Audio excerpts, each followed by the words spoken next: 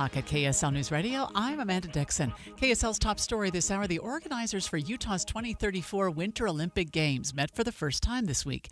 Executive Chair and President of the committee, Fraser Bullock, tells Deseret News progress was made and the authorizations needed to get underway were approved. The committee officially opens for business next month.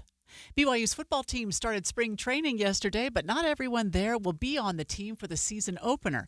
KSL.com reports a new rule requires teams limit their rosters to 105 players. Head coach Kalani Sitake says he doesn't like the rule. We have a transfer report at the end in April, so it gives them a chance if guys want to move on and play. And I hate thinking like that because they're all our guys. Sitake says he'll let the players' performance in the spring and fall camps help determine who makes the final roster.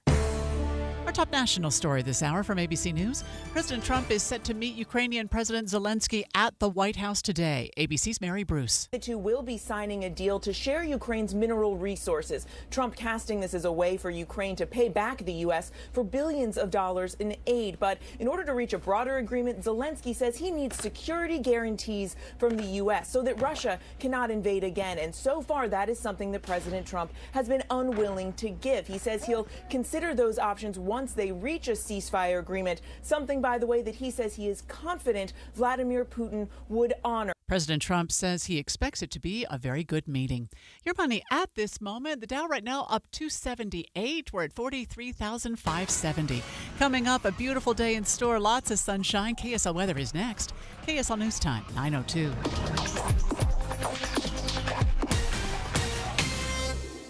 The sources where we get our news matters. When you listen to Utah's Morning News, we want you to feel the stories are important to you and trustworthy. This is Amanda Dixon. And I'm Andy Farnsworth. Join us weekday mornings on KSL News Radio. Salt Lake Community College doesn't just support students. We support the economy. At Intermountain Health, we've had a partnership with Salt Lake Community College for over 22 years. The Salt Lake Community College graduates bring to us a sense of joy and excitement about the future, which infuses into our culture. My name is Amy Christensen. I'm the chief nurse at Intermountain Health for Utah and Idaho, and I oversee all the nursing services. SLCC is invested in creating a strong workforce for a strong Utah. See our impact at slcc.edu/community. Les Olson IT now provides building security solutions. Do you need physical access control for your facilities? Are you looking for video surveillance systems accessible in the palm of your hand? Les Olson IT has what you need, and their low-voltage network cabling specialists will install it and make sure it's working the way it should. Learn more at lesolson.com. Les Olson IT. The system is rigged against you. There's a lot of money to be made keeping you overweight and unhealthy.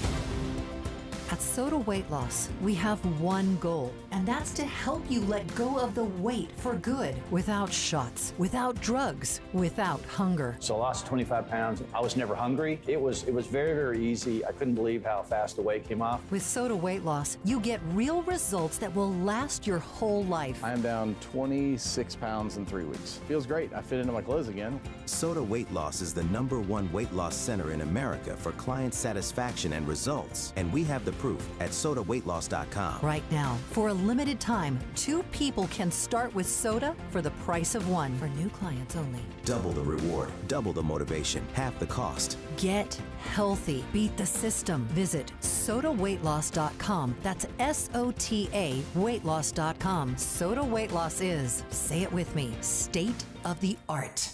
Over 3/4 of Americans will experience foot pain, and most will just live with that pain every day. But Foot Solutions in Orem is here to change that. Here's Amanda from Provo. I am an active woman, ex-Division I basketball player at BYU. By trade, I'm a PE teacher. Over the last 2 years is when my feet really started hurting. And that's when Amanda's life changed with a visit to Foot Solutions in Orem. My experience at Foot Solutions was so unique to any other experience I've had. Over an hour they spent with me, really going over my specific pain points. After discovering so many solutions and custom in-house made orthotics, what does Amanda want want you to know? Invest in your health. Don't be cheap to your feet. Living a pain-free, active life again has been worth every cent. Just search for Foot Solutions in Orem and find out more at footsolutions.com. I'm Amanda from Provo. I'm 47 years old, and Foot Solutions has given me back a pain-free, active lifestyle.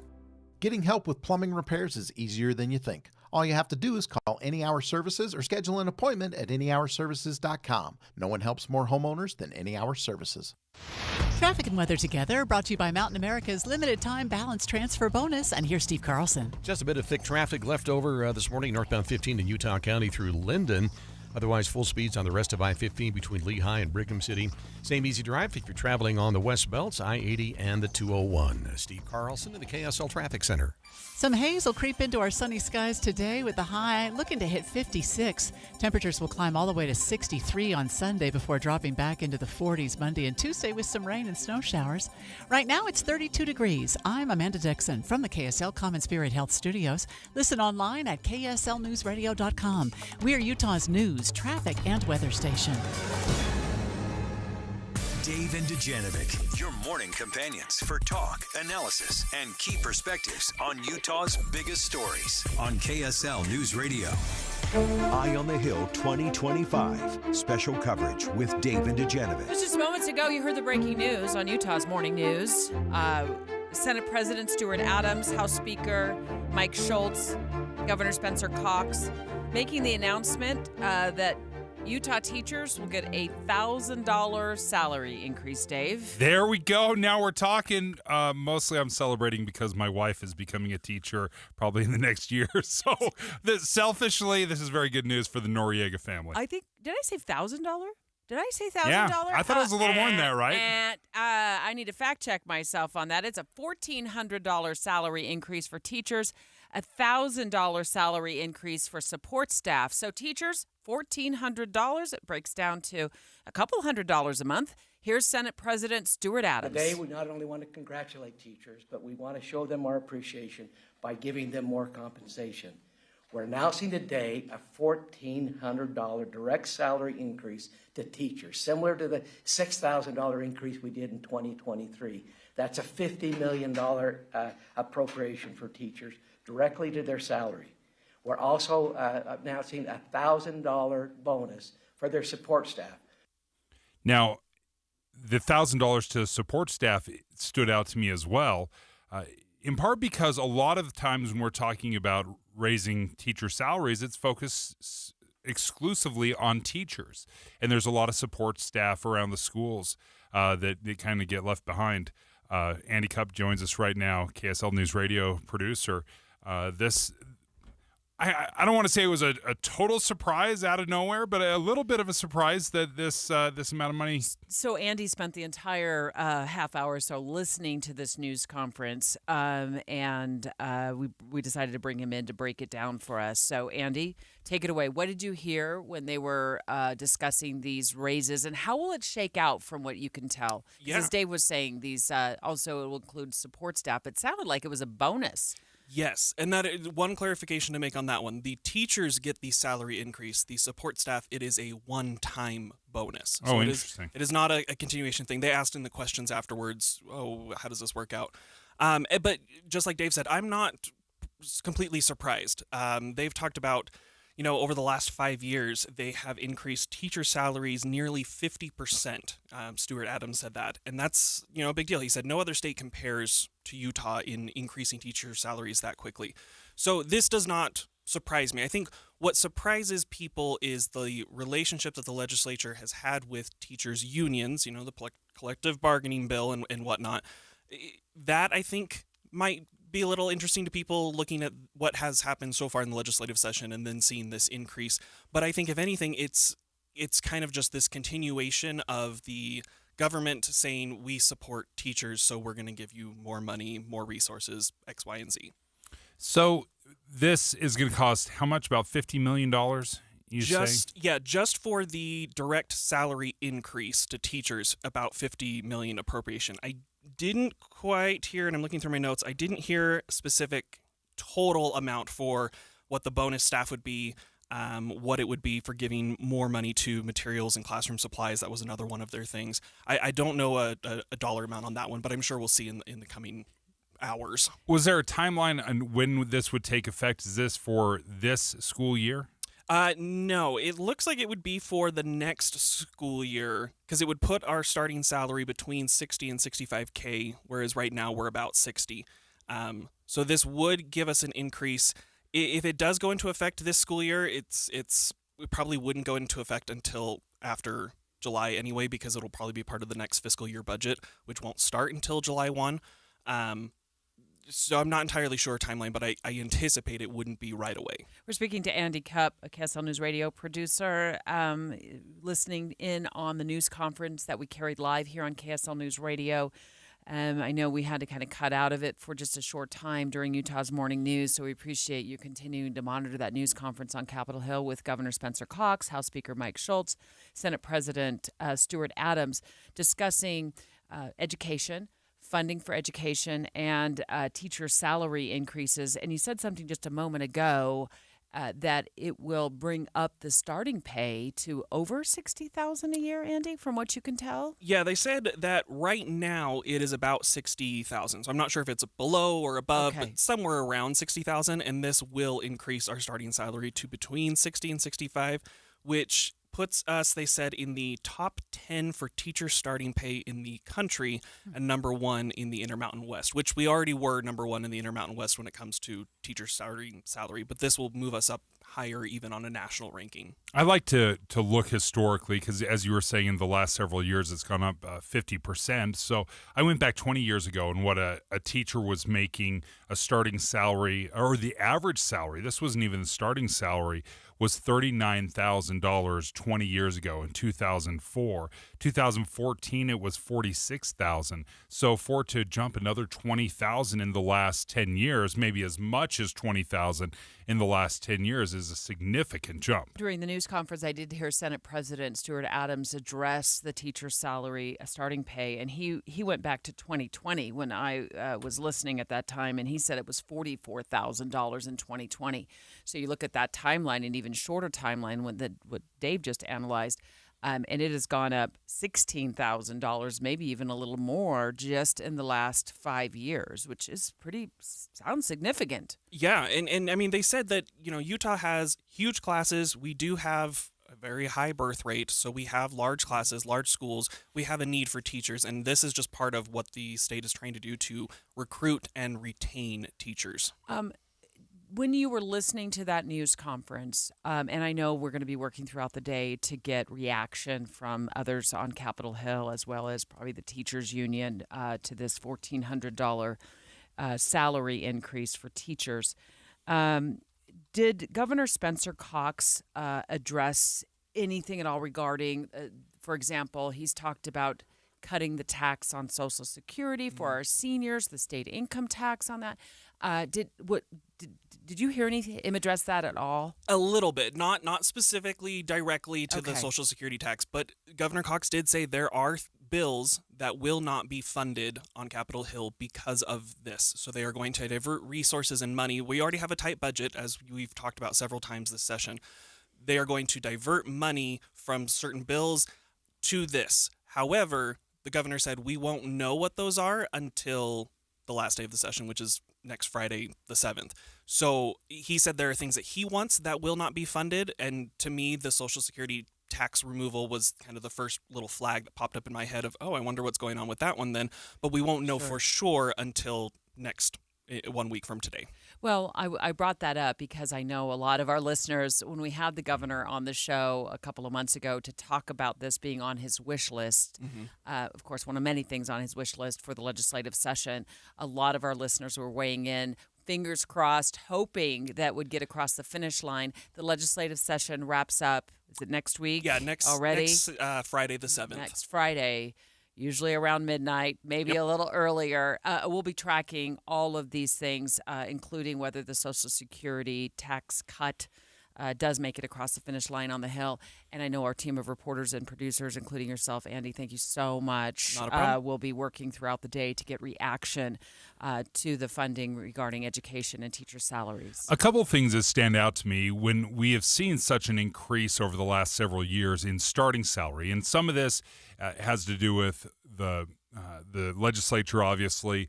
A lot of it falls on to the local school districts who kind of make that final determination of what they're going to pay as a starting wage. But part of the reason, the research has shown why it's so important to have a very enticing starting wage is here in Utah, we lose almost 40% of our teachers in the first 5 years. So the thinking is if we can have a very appealing starting wage, then perhaps we won't lose these teachers so quickly, and they will go from sticking around for 5 years or leaving in the first 5 years to being a long-term and sticking around with it. Thanks again, Andy. We'll look forward to Inside Sources this afternoon starting at 1 o'clock. That is the show that Andy produces, and you guys will be diving into this further starting in the 1 o'clock hour of Inside Sources. Correct. Yeah, Okay. we'll have Leah Murray and Marty Carpenter on today, and we'll definitely tackle Break this. it all down. Yep. Thanks, Andy. I appreciate it. And I do think this support staff, the one-time $1,000 bonus for support staff is very, very interesting because teachers rely very much on assistants, reading coaches that help in so many different ways that sometimes get forgotten or left behind. And I think it's very interesting that this $1,000 bonus, it's a one-time bonus, whereas the $1,400 increase goes directly to teachers, and that will be ongoing funding. Well, now let's turn to a federal judge's ruling about the mass firings of federal probationary employees. Yeah, there's been a ruling. Dave and Dujanovic, special coverage of the top national story. And here's what stood out to me in that ruling. It came down yesterday. A federal judge ordering the mass emails that went out to probationary workers to be rescinded. There's more to this. We're going to talk about it a little bit more. We were hoping to get KSL legal analyst Greg Skordas to join the conversation, but he had to bolt into a courtroom real quickly. So we're not going to have Greg, but no worries. We'll continue to try to reach out to him throughout the morning to see if he can weigh in on this and what this means for federal probationary employees who got that email that said they were being fired and were fired. But what I also learned as I was looking through this, Dave, is this ruling does not mean these employees get their jobs back, at least not at this point. We don't know yet if this will be appealed, probably, most likely will, to the Supreme Court of the United States at some point. And there's another hearing scheduled in this particular case that this judge ruled on. I've always thought it was strange, in part because you've brought this up. You've worked for the federal government in the past, so you understand a little bit better the inner workings of the hiring and the firing, how difficult it is to be hired for a federal position and then to be fired. There are some protections there as well. But I've always thought it was strange that these firings were coming not just from the top down, but from the tippity top down. Essentially from President Trump, who's authorized Elon Musk, and it's come from the very top down. I always thought it would make more sense just to go to each of these organizations and tell them, hey, you've got to cut 10% of your staff. You choose, you figure out who it is, but they've kind of played a little game of leapfrog and just started from the top and started firing. Yeah, I'm gonna talk more about this ruling and what the judge said because he was very pointed that according to the judge, these firings are illegal and should be stopped, or these emails weren't legal and should be stopped, coming from the Office of Professional Management. Let me talk about this just for one more minute, Dave, because I think it sets up kind of what you're thinking as well. So the judge said the Office of Personnel Management does not have any authority whatsoever under any statute in the history of the universe to fire or hire employees within another agency. So the OPM does not have any authority whatsoever under any statute in the history of the universe to hire and fire employees within another agency, the judge said. It can hire its own employees, yeah, and can fire them, but it cannot order or direct some other agency to do so. So it's that goes to what you were saying yes. about OPM over here issuing these fire, and would it make more sense to go to the agency heads? Now Donald Trump confirmed appointees through the U.S. Senate, and say, look, you have to figure out a way to thin the number of staff members we employ in this agency. And the Trump argument would be, I think, maybe if we're looking here at KSL. KSL TV can't fire anybody from KSL News Radio and vice versa, and KSL.com. It's like, hey, KSL News Radio, if you're going to fire people, you can fire radio people, and TV, you can fire TV people. But the Trump argument is, yeah, but the overall owner, Bonneville Inc., could fire everybody, right? They are under the umbrella. So Trump is making the pitch that, hey, listen, I understand that there's individual agencies, but I am ultimately the chief executive here in this country, and I am over everybody, and I should be able to fire anybody that falls under my very large umbrella. And this judge is saying, no, that's not how it works. Yeah. And again, there's going to be another hearing. I don't know when that's scheduled yet. It didn't seem like it was on the docket, at least not yet when I read up on this earlier this morning. And it could very well be appealed to the Supreme Court of the United States by the Trump administration, Elon Musk, and his Doge team.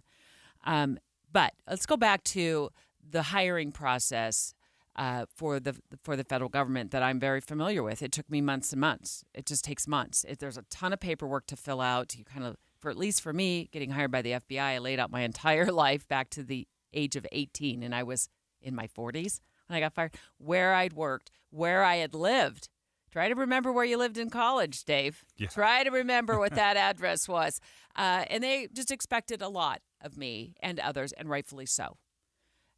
This, to me, was an opportunity of a lifetime. So I absolutely laid everything out. And then there were background checks involved and polygraphs involved. And it's a months-long process. Security interviews involved. They did the big, long background check where they come to your, different place and talk to different people to make sure you're of good character, that you're an honest person. This is my experience. And then I was a probationary employee for a time. I would have to go back through my files to remember how long I was, but it can be a year, maybe 2 years before, for some. And then for these probationary employees, and many I watched their videos and my heart just broke, to receive an email saying that they were fired for poor performance, which many said they did, and many news organizations have said they've seen these emails that they were fired for poor performance. I was like, wow.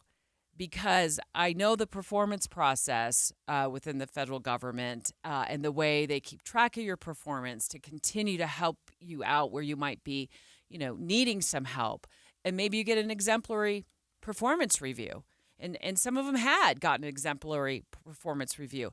But to be fired for poor performance, this is not a win in the sense that they're going to get their jobs back by Monday. What to me this is a win for is retract and rescind that email. At the very least, I would want that email to be retracted and rescinded. I wouldn't want that in my record. I wouldn't want that on my file. It would have sent me spiraling emotionally, given all the time I had taken to get into federal work, but all of the dedication and the long hours and the sleepless nights and the weekends that I worked, time away from my kids, time away from my family, learning the system, learning everything from how to submit, pay time cards to understanding federal law. So as a spokesperson, I didn't unwittingly release information that under federal law was protected. I would have been devastated. And even though they're getting rid of this email and this is the way they can fire people, it doesn't mean that these firings are going to slow down or change. This mandate can come from the president, and he can tell the folks under them, from whatever organization it'll be, from the the various cabinet positions, that you need to reduce personnel. So maybe it's the same result, but just done in a different way.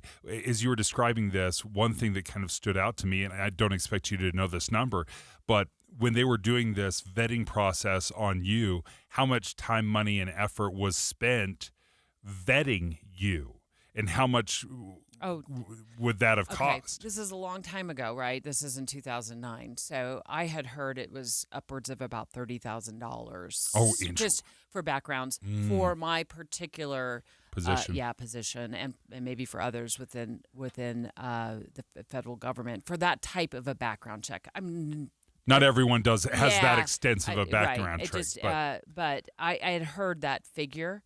It was a chunk of money. But clearly, they're looking at it as a long-term investment in somebody. Yeah, and then 4 years later, I left the FBI to come back to KSL Television. Straight ahead, we're going to ask Congressman Blake Moore about this ruling.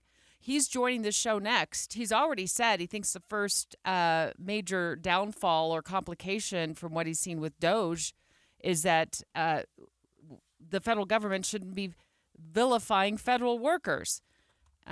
Blake Moore joins the show next. Discover the timeless value at Duke's Jewelers, a local treasure since 1948. Whether you're searching for a unique engagement ring or need expert watch repair, Duke's has been serving the community for over 75 years. It's the perfect time to visit and explore the wide selection of custom designs and quality gemstones. The skilled designers at Duke's can bring your dream piece to life, while experienced jewelers handle repairs and modifications in-house. Duke's Jewelers takes pride in value pricing, ensuring you receive the best prices every day. Need an appraisal? The Duke's Jewelers AGS certified gemologist is here to help. Whether it's hand or machine engraving, or redesigning old favorites into something new, get personalized service for every occasion. Visit Duke's Jewelers and experience the difference of locally operated expertise and dedication. Duke's Jewelers in Springfield, Utah. I'm Rod with the Save Right team at Realty Path. I also own Save Right Mortgage. When building this new and disruptive business model, my attorney said, quote, "You'll rock the boat and make your competitors mad. There's no way they can compete with the value Save Right offers home buyers." She's right. Other real estate agents and mortgage lenders can't compete with Save Right. However, Utah homebuyers love Save Right.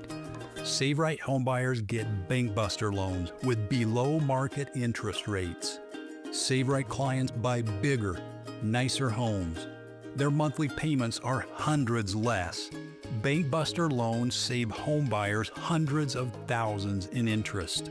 Start with a rate in the twos. Call 801-APPROVE or visit SaveRight.com. Start with a rate in the twos. Call 801-APPROVE or visit SaveRight.com. Jackson Hewitt wants you to save money on tax prep. We're saving money by having our intern rap in this commercial. Don't stress, Jackson Hewitt's got expert tax prep, $149 or less. Yo, some tax guys lie about price. What? They got hidden fees, that ain't nice. Ain't nice. Don't ignore MC Kevin's rhyme, cause this deal's for a limited time. $149. For tax prep that's $149 or less, hurry into Jackson Hewitt today. No cap. Limited time offer for new clients on federal returns. Participating locations only. Terms at jacksonhewitt.com/149. It's a classic odor tale. You fried fish for dinner, cleaned up, but the smell is still in the house. And the neighbors are coming over for game night. They're on their way. And then you spray Febreze Air Mist. Febreze Air starts working instantly to fight even your toughest odors, so you go from fish to fresh like that. Now all you have to worry about is Pam cheating at charades.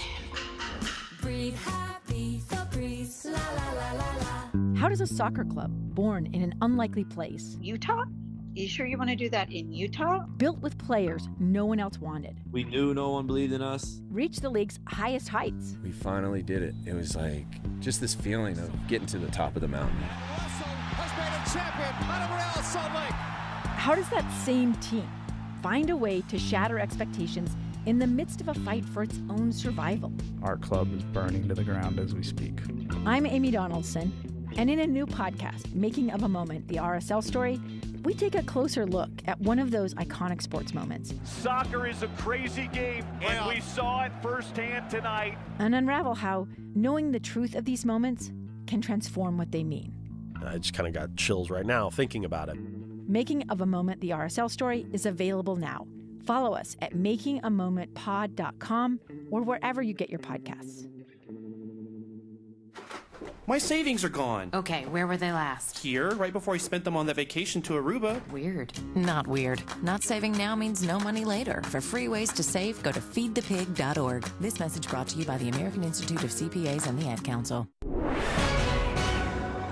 9:30 at KSL News Radio. I'm Amanda Dixon. KSL's top story this hour. One West Valley City family was feeling powerless after finding a line attached to their tree. Nobody asked my permission to put this thing in my tree. Kevin McGreeny tells KSL TV they couldn't find who had put it there or if it could be removed. It's attached on 3 different places up here. After calling 3 different utility companies, Matt Gephardt found the owners of the line, Comcast. They told Gephardt that they had put the line up as an emergency and they always intended to remove it. They quickly went to the site and removed the line from the tree. Governor Spencer Cox signed several bills into law last night, including one that increases penalties for OSHA violations, one that renames SR 102 to Borgstrom Brothers Memorial Highway, and one that promotes state water planning. Our top national story this hour from ABC News. The end of the West Texas measles outbreak doesn't seem to be coming anytime soon. ABC's Jim Ryan. Public health officials in West Texas are pushing back against social media claims that the measles vaccine either causes autism or gives you measles. Less than 5% of people will have any measles-like symptoms associated with that. Rachel Dolan of the Lubbock Public Health District. The latest count shows 146 measles cases in 9 counties. Most patients are between 5 and 17 years old, and the one fatality involved an unvaccinated child. Jim Ryan, ABC News. Your money at this moment. The Dow is up 131 now. That's 0.3%. We're at 43,370. Coming up, we've got a lot of sunshine in the forecast for today. KSL weather is next. KSL News Time, 9:32. Mornings are for recharging. And they're for starting your day right. We volunteer to join you in the car. Get news and weather at 102.7 FM during the most important part of your day. Andy and Amanda, each morning between 5 and 9 on KSL News Radio. At Social Security, we are always thinking of ways to save you time and make things easier. That's why we created My Social Security. Opening a My Social Security account gives you secure access to your personal record and interactive tools tailored for you. You can see if you are eligible to receive benefits, view spousal benefit estimates, and compare retirement benefit estimates at different ages or dates when you want to start receiving benefits. Already receiving benefits? Use your account to change your address, set up or change direct deposit, get a proof of income letter, and more. In most states, you can also request a replacement Social Security card. Save time. Go online. Open a My Social Security account at ssa.gov/myaccount. Social Security. Securing today and tomorrow. Produced at U.S. taxpayer expense. Traffic and weather together, brought to you by Mountain America's limited time balance transfer bonus. And here is Steve Carlson. Watch for a stalled truck right now. It's on northbound 15 at Geneva Road in Orem. That's on the right shoulder, apparently due to mechanical issues. Otherwise, full speeds. We're crash-free on the rest of I-15 between Provo and Brigham City. Mark your calendars for the 10th Annual Salt Lake Off-Road and Outdoor Expo at the Mountain America Expo Center.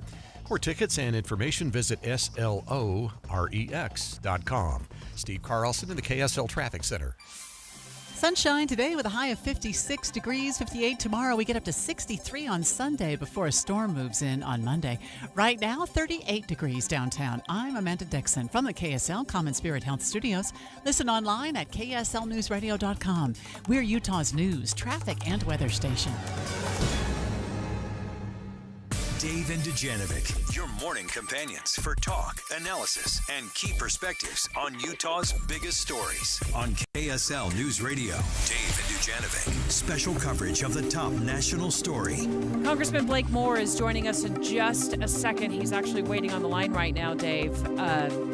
We've been talking about the mass firings of federal employees. Specifically, just a few moments ago, diving into this federal judge's ruling last night that the mass emails that went out to probationary workers, firing them earlier this month, be rescinded. Talked about this being illegal. However, also noting that it does not mean these employees are going to be hired back. So we're in flux on that. We're going to get more from Congressman Moore in just a minute. A few weeks ago, I got a text, and it was talking about Representative Moore hosting a town hall, and it was in my neighborhood. And he wanted to talk about his work on the Doge caucus, and he wanted to hear from folks, get their ideas of how we could make government more efficient. So in the past month, Representative, thank you for joining us, Representative Moore. What was your takeaway when you were holding these town halls, listening from people, and then to see this play out over the last month, and you see massive firings and contracts being canceled and quite frankly, billions of dollars of what they consider savings. What's been your impression as you were running around Utah getting people's thoughts? Absolutely. I've actually always learned a ton from town halls, and sometimes town halls are manipulated, and groups will show up and they don't have a serious intent to be there. It's more for political purposes. But I've never felt that in my district. We have a top 5% highest federal workforce in all 435 districts, right? So it's a very sincere communication effort. I just held another teletown hall earlier this week, and both times I've just been able to hear like the honest concern and frustration.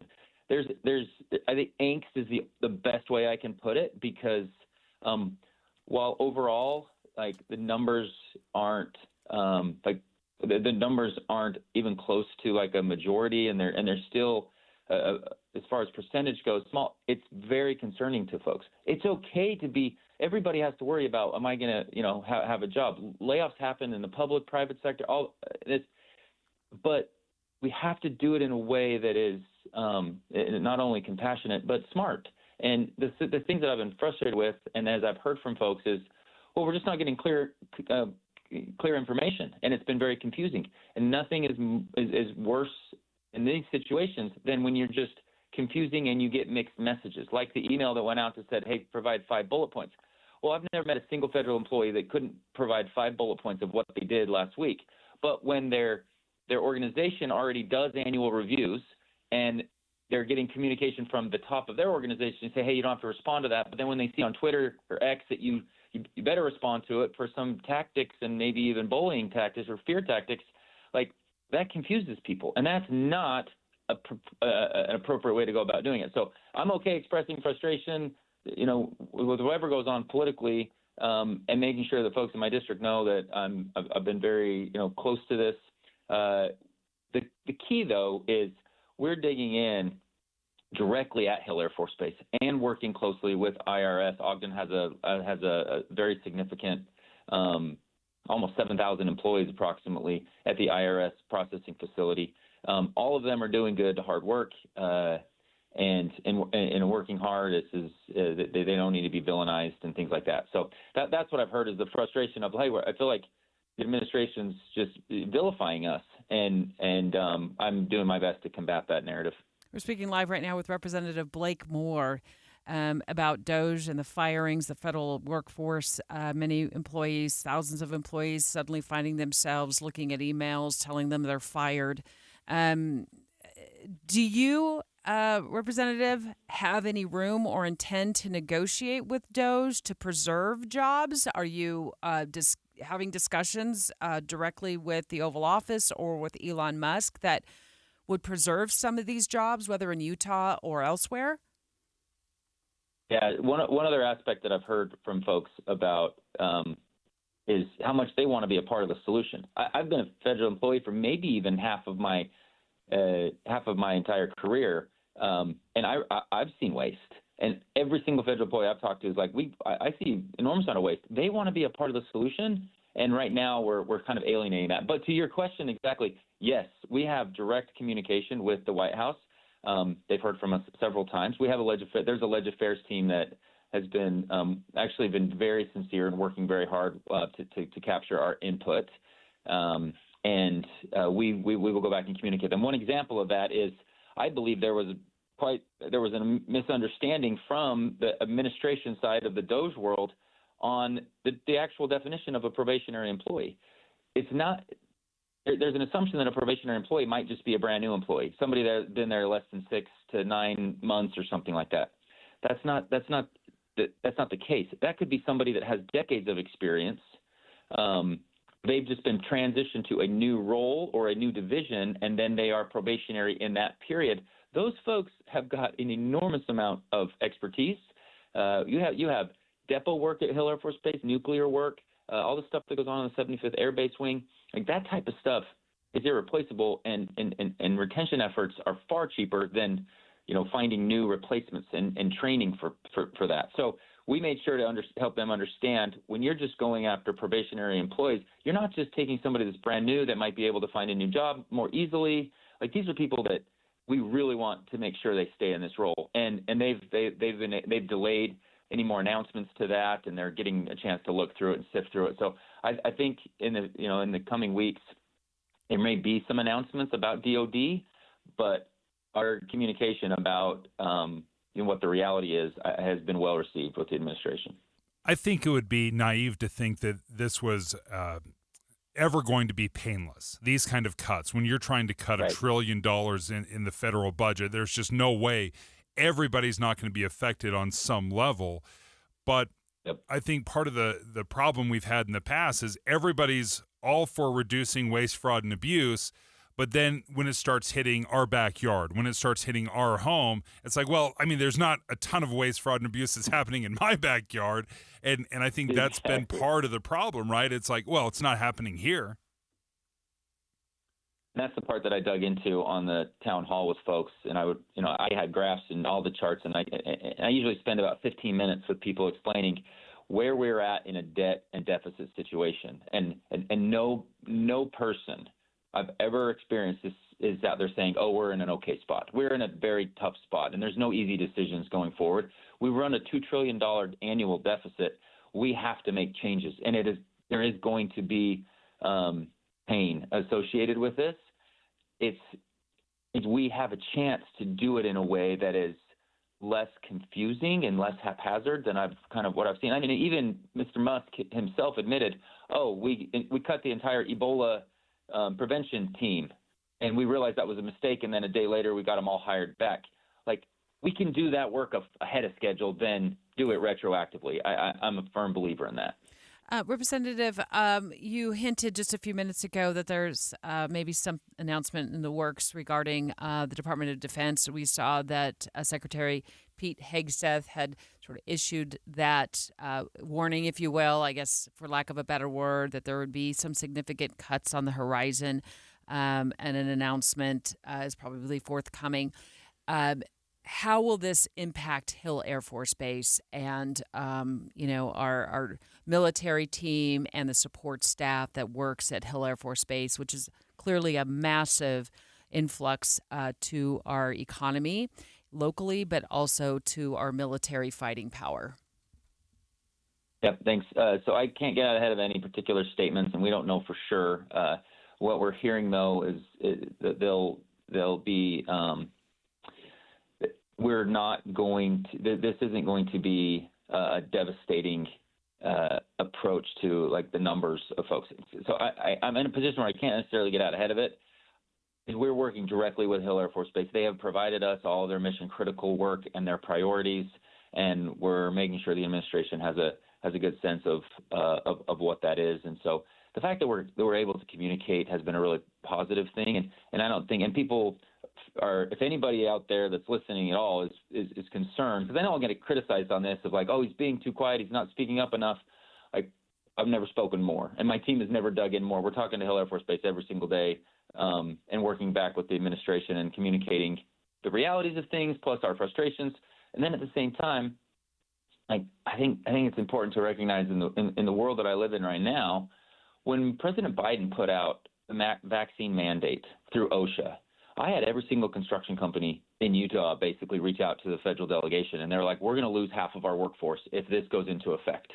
The courts obviously stepped in and things changed, but I put out a statement and I was frustrated, but I didn't have a ledge affairs person I could call in the Biden White House. That's just not the way things work back in Washington politics. They're not going to take my call. We reached out, but they're not going to take my call. In this world that I'm in right now, we're in a very productive conversation, and I'm hopeful we'll be able to kind of navigate this in a very thoughtful way. But it should be a good sign to people that if we do have to have termination of some federal workforce, that DOD is a part of it. IRS has been a part of it. HHS, Forest Service, it is across the board. I think Hegseth is arguing for less in his divisions, and usually Republicans are the ones that are supportive of defense, but not supportive of, say, labor department, or willing to look at other big government agencies.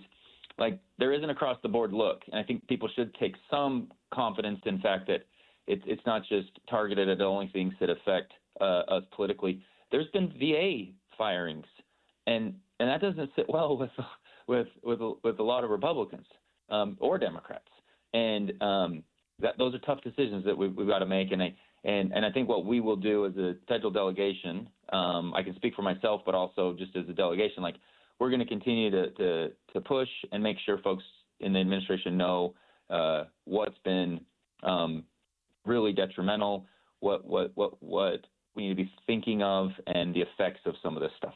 And because right now, IRS employees, the folks, the few that there's 300 potential, I think there's 300 approximately at the IRS in the Ogden facility that have been terminated. That's a big number. And there's potentially more announcements after the tax filing season. Well, my frustration is I'm on the tax writing committee. We're not necessarily eliminating income tax anytime soon. So we're going to continue to need this processing go on. I want to make sure people get their returns on time and they don't have too many frustrations in this customer service. I don't want to just wait till May to then lay off more folks that we know we need. Maybe there's a seasonal opportunity here, maybe not, but those are the kind of things that we're trying to get out ahead of. Is if you're admitting that you need them until May, well, you're kind of admitting that you need them forever, right? And that's for the next April. Yeah. And so we need to be very thoughtful about it, and that's what we're trying to push on. Well, we appreciate you taking the time, Representative Blake Moore, and I thought that was interesting what he said. When Elon Musk and they started looking at the Department of Defense for cuts, that was a signal to me that this was not just a political move to go after all of the Democrats' favorite programs, but it was to give a comprehensive look at spending in government. And no entity in the federal government spends more money on an annual basis than the Department of Defense, setting aside Social Security, Medicaid, Medicare. Those are standard entitlements, but an $850 billion budget. So we appreciate Representative Blake Moore taking the time to join us. If you're living with dry age-related macular degeneration or dry AMD, you may be at risk for developing geographic atrophy or GA. GA can be unpredictable and progress rapidly, leading to irreversible vision loss. Now there's something you can do to slow it down and get it going slower. Izervay is proven to slow GA progression. Izervay gets GA going slower. Izervay or avacincaptad pagel is a prescription eye injection used to treat GA. Don't take it if you have an infection or active swelling in or around your eye. Izervay can cause eye infection, retinal detachment, or increased risk of wet AMD. Izervay may temporarily increase eye pressure. Your vision may be impaired after an eye injection or exam. Don't delay. Ask your doctor about Izervay today. Izervay gets GA going slower. Visit Izervay.com. That's IZERVAY.com.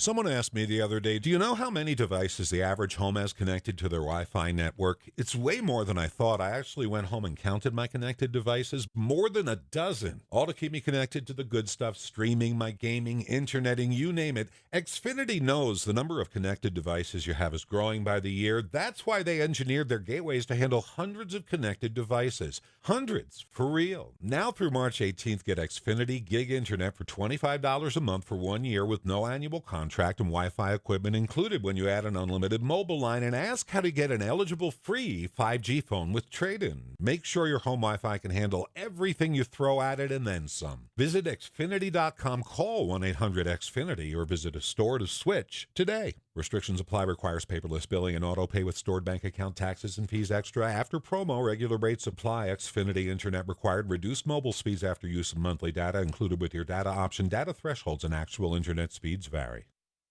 Dave and Dujanovic.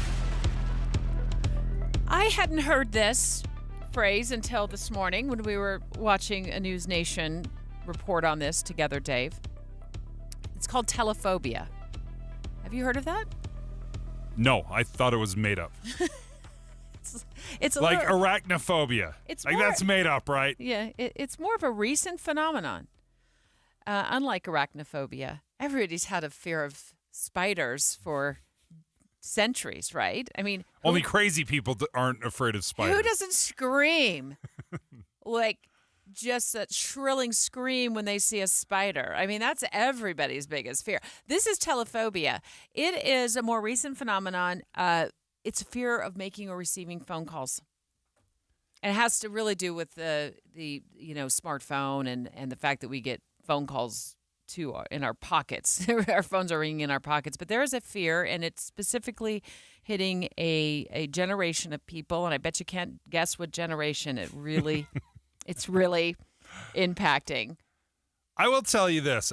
You tell me if I'm hitting it the right age group. My 14-year-old, and I thought it was just because he was profoundly awkward on the phone. Anytime I talk to him on the phone, I am like, when I'm face to face, you won't shut your mouth. Mm-hmm. All you do is talk nonstop. But all of a sudden, I get you on the phone call, and you can't put two sentences together. Mm-hmm. I had never thought that it might be telephobia, that he's afraid to be on the phone. So it's a quarter of 18 to 34-year-olds never pick up phone calls. Never pick up phone calls. So if you're calling your kid and they don't answer, don't worry. Lots of kids don't answer. Your kid's just like all the other kids that don't answer your phone call. 61%, according to this, it's a 2024 Use Switch survey, where they actually surveyed 2,000 adults in the United Kingdom. 61% prefer receiving messages rather than phone calls. I prefer messages over phone calls just because it's faster, not because I'm afraid to be on the phone. It's just I like the brevity, the straight to the point texting messages. So I like that. But it sounds like these 18 to 34-year-olds are not picking it up, not just because they like the brevity or the ease of messaging. It's because they are genuinely uncomfortable, even scared of having a phone conversation. It's failure to parent. It's failure. When I was watching this story with you, I was like, I failed as a parent to teach my children how to talk on the phone because there's manners. Yeah, and it's also like when you're talking to a human being on the other side of the phone, you have to ask specific questions to get answers to maybe a problem you're trying to resolve. You've never met this person before; they're a total stranger. I never thought about it. The fact that we just did away with our landline when our kids were younger, not particularly young because we had a landline for a lot of years, and most people don't have landlines at all anymore. I never really spent time talking to my kids about how to talk on the phone or how to get their questions addressed or how to use a phone tree. This reminds me of the time when my daughter sat down to address thank you cards when she was a teenager. And she said, I don't know how to address an envelope. She literally did not. We'd never practiced addressing an envelope. I'm like, well, first we're going to start with, do you know how to use the white pages?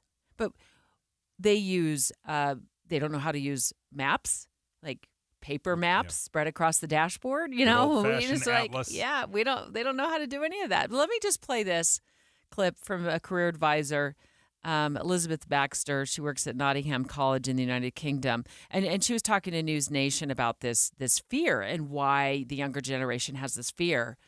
Called telephobia. It's the fear. They lack the visual signals of I can't see what someone is that they're not. You're missing the gestures. I can't see how someone is responding to me. Are they laughing at me? So it's all that kind of insecurity in lacking those visual signals that they're getting, and coupled with the lack of practice. So they're not having the opportunity to practice those skills, because so many organizations these days, if you call your bank, you'll go through to an AI assistant or a virtual chat box. So actually, the opportunities for them to demonstrate their skills and improve the skills are less prevalent.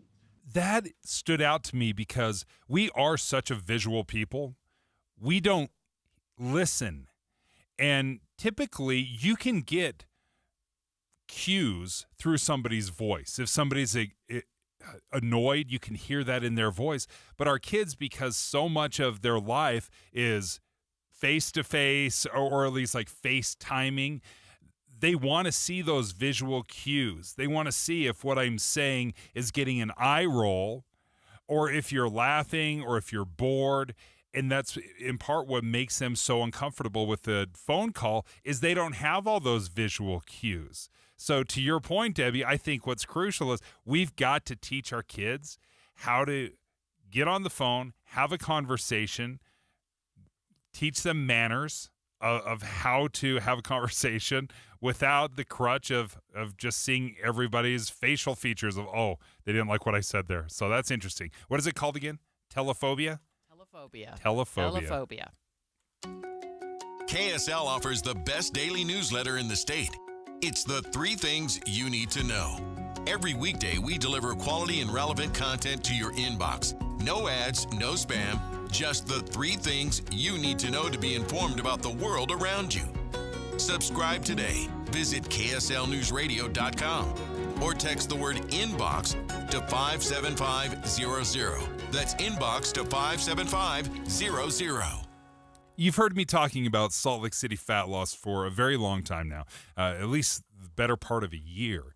Salt Lake City Fat Loss told me a year ago that we have the secret to lose up to a pound of fat per day. And we'll do it without injections. We'll do it without surgery, without any insane workout programs, no point counting, no prepackaged meals. That sounds like the perfect weight loss program. Tell me more. So I met with them, and they walked me through what the program would look like. And then when I joined, in 60 days, I lost 57 pounds. And what it taught me more than anything was where my bad habits were. I knew I had some bad habits, but not only what the bad habits were, but how to overcome some of the cravings. And one of the things I loved is, number one, the results, obviously, but it wasn't as difficult as I had built up in my head. So if you're interested, go ahead and reach out to Salt Lake City Fat Loss. If you do so right now, you're going to get an extra $200 off the program. So go ahead and reach out to them. Schedule a free consultation, slcfatloss.com. That's slcfatloss.com. If you've ever experienced running out of hot water before your shower was done, or hard water spots on dishes and fixtures, I've got a deal you might be interested in. What's up, everybody? I'm Mike Wilson with Any Hour Services, and you probably already know that a tankless water heater and a water softener solve both issues. If you've ever thought about looking into getting a tankless water heater, here's the deal I was talking about. Through the end of February, we're including a free water softener with every new tankless water heater we install. The best part of this deal might be that you never have to worry about being the last one to the shower again, or that you don't have to waste the money keeping 40 to 50 gallons of water hot 24/7. To take advantage of this deal, call Any Hour Services before the end of February. The visit's free and there's no obligation to buy. If you decide to have us install a new tankless water heater, we'll throw in the water softener for free. That's right, a free water softener when you purchase a tankless water heater. Pick up the phone and call Any Hour Services right now for all the details. 801-443-7400. You can Google Any Hour Services. You can even schedule online at anyhourservices.com. No one helps more homeowners than Any Hour Services. Things are just better when you switch to Cricket. The sun shines a little brighter. Happy music starts randomly playing. Best of all, you can get iPhone 13 for just $29.99. With the ultra-bright Super Retina display and up to 19 hours of video playback, all on Cricket's super-fast 5G network. See? Isn't that better? Smile, you're on Cricket. Requires new account and port in on $60 plan. First service charge, tax to its sale. $25 activation fee. Terms and restrictions apply. Cricket 5G is not available everywhere. See store for details. Wesley Financial Group is not a law firm. An important message about your timeshare from Chuck McDowell, founder of Wesley Financial Group. If you receive an unsolicited phone call or mail piece to discuss selling, renting, or especially canceling your timeshare, don't fall for it. Contact your timeshare resort or Wesley Financial Group for assistance, and I'll send you our timeshare exit information kit free with the straight facts about timeshare cancellation. Call 800-292-7788. 800-292-7788. You wouldn't know it, but most financial advisors are put in a box. I'm Jeff Jr. from Trajan Wealth, and I want to provide you a little insight about financial advisors. Most financial advisors have to sell what their company requires them to sell, and many advisors have to only adhere to what's called a suitability standard. A suitability standard is a limited standard of care, not requiring what's sold to be best, just suitable. Advisors with this loose standard often have limited investment and product selection. Trajan Wealth is held to a fiduciary standard, which is the highest standard of care in the advisory business. And that's just one of the many reasons we have billions of dollars under our care and attract clients from other advisors. Raise your standards today and call Trajan Wealth. Call 801-899-7600. That's 801-899-7600. Advisory services offered through Trajan Wealth, LLC, an SEC-registered investment advisor. KSL FM Midvale, KSL Salt Lake City. 10 o'clock at KSL News Radio. I'm Amanda Dixon. KSL's top story this hour, BYU started spring training yesterday with just 3 quarterbacks on the roster.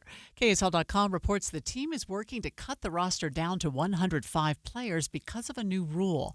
Head coach Kalani Sitake says he doesn't like the new rule, but we got to keep putting in the work. I thought today the effort was awesome, so as long as we keep the effort going, I think it will be a really good spot. Sitake says they aren't close to the 105-player roster, but they have until their season opener to meet the new rule. The Utah Hockey Club scored 6 goals last night in a dominant win over the Minnesota Wild. It's just the 4th time this season that the team has scored 6 goals in a game, and the 3rd time they've done it without going to overtime. The Hockey Club hosts the New Jersey Devils tomorrow at 7 o'clock. Our top national story now from ABC News. The measles outbreak is showing no signs of loosening its grip on West Texas. The Texas Department of State Health Services has recorded 146 measles cases, 22 more than on Tuesday. An unvaccinated school-aged child has died of the illness, but Rachel Dolan of the Lubbock Public Health District says, we're seeing high hospitalization rates. We're seeing school-aged children come in with severe respiratory problems. Gaines County, where the outbreak began, has the highest number of active cases at 98. Jim Ryan, ABC News, Dallas. Your money at this moment. The Dow is up 218 right now. That's 0.5%. We're at 43,456. Coming up, a beautiful day in store for us. Lots of sunshine. KSL weather is next. KSL News Time, 10:02. A reminder about the simplest way to get updated for your day. Hit your KSL preset when you jump in the car, and we'll take care of the rest. Hear key news updates and traffic reports. Andy and Amanda from 5 to 9 in your car. KSL News Radio at 102.7 FM. It's the movie show, guys. Andy Farnsworth and Steve Sales, and we're going to be broadcasting live today from Fat Cats in Bluffdale, right off Redwood Road, just south of Bangerter Highway. It's probably the easiest location in the entire valley to get to. You go down one freeway, you turn on another, and you're right in front of it. And we're joined now by Matt Stevens, the VP of Marketing for Fat Cats. Holy cow, Matt, this place looks awesome. Yeah, it's terrific, isn't it? Have you not been here? I feel like I came a couple of years ago right before Doug retired. Okay, yeah, because we were But here. it's been a while. Yeah. And I'm looking at basketball up behind some bowling alley. I'm looking down the hall at luxury theaters. I'm looking at a snack bar that's just making my mouth water. Absolutely. That's our superpower. You know, unique combination of entertainment, attractions, all in one place. So this is 62,000 square feet of fun. Wow. Bowling, arcade. We have a full grill. There's a bar. And, of course, those 8 luxury cinemas that I hope we'll have a chance to talk about today. Oh, absolutely. It's the movie show. We're going to talk about movies We on might the hit movie on show. that a couple times. But that's the thing. So maybe you drove down Bangor, going where there's all that construction by Redwood, but you see this big giant thing says Fat Cats off, and you're like, oh, look, the bowling alley's super big. Yeah, It's not just a bowling alley. No, not at all. And Fat Cats is a Utah brand. It started here 20 years ago, and they started with bowling centers to begin with. And so a lot of people just think of us as bowling or bowling and arcade without the theaters. And so we still have a lot of people that don't know that Fat Cats loves movies. We build luxury theaters, and I think our movie experience is second to none. And so we hope we can get the word out about that. Well, so here's what we do on the movie show. We get rid of Utah's best-kept secrets, Okay. Utah's best-kept Yeah. secrets. We tell everybody about it, and then they're not the best-kept secret anymore. So right now, we're about to bust the best-kept secret of Fat Cats and the luxury theaters. But guess what? It's not just to go to the movies. Like, you can have a whole night out. Yeah, that's exactly right. I mean, we always say if you want to see a movie, you can go anywhere. You're going to see the same movie just about anywhere. But if you want a full night out, if you want to have a real fun experience, you can come here and see the movie, but don't stop there. We have discounts on arcade cards when you come to see our movie. We have a full kitchen with delicious food, a lot of it made from scratch, all of it made by hand. Oh, I can't wait. So if you want the full experience, we're the place to come to. We'll tell you all about the different features that Fat Cats has as we talk about with them on the movie show today, starting at 11. Stop for a moment and think about this. Do you know how much money in your 401k or IRA is actually yours? Or will the government take a bigger chunk than you thought? Remember, you still might owe taxes on that money. But do you have a plan to help make sure you don't pay more than you should? At Capital Wealth Advisors, we believe you deserve to keep more of what you've earned, which is why we're here to help you navigate the confusing world of retirement taxes. It's your money. You deserve to know what's at stake. Right now, taxes are historically low, but they won't be this low forever. So call the Capital Wealth Advisors team today so you don't miss out on this opportunity. 801-210-5500. That's 801-210-5500. You work hard for your money, and we'll work just as hard to help you keep it. Capital Wealth Advisors, 801-210-5500. Advisory services offered through Capital Wealth Advisors, LLC, a state of Utah registered investment advisor. Firm may not give tax advice. Any Hour Services can help you make sure your furnace keeps you warm this winter. Whether you need a tune-up, a repair, or a second opinion about replacing it, call Any Hour Services or visit anyhourservices.com. Traffic and weather together, brought to you by Mountain America's limited time balance transfer bonus. And here's Steve Carlson. Well, looks like the tow truck has arrived to haul off that stalled semi. This is on northbound I-15 at 1600 North in Orem on the right shoulder. Got a new crash on North 15 just past 45th South on the left shoulder. Another crash on eastbound 215 South Belt at Redwood Road, plus some slowdowns on southbound I-15 Murray out to Sandy. Utah Symphony performs the greatest hits from the 1700s to today at Abravanel Hall. Don't miss Mozart and more. Steve Carlson in the KSL Traffic Center. It'll be a sunny weekend, at least until Sunday. The highs will be in the upper 50s, 63 on Sunday, but then a chance of rain will come in Sunday night and continue into Monday. Right now it's 41 degrees. I'm Amanda Dixon from the KSL Common Spirit Health Studios. Listen online at kslnewsradio.com. We're Utah's news, traffic, and weather station.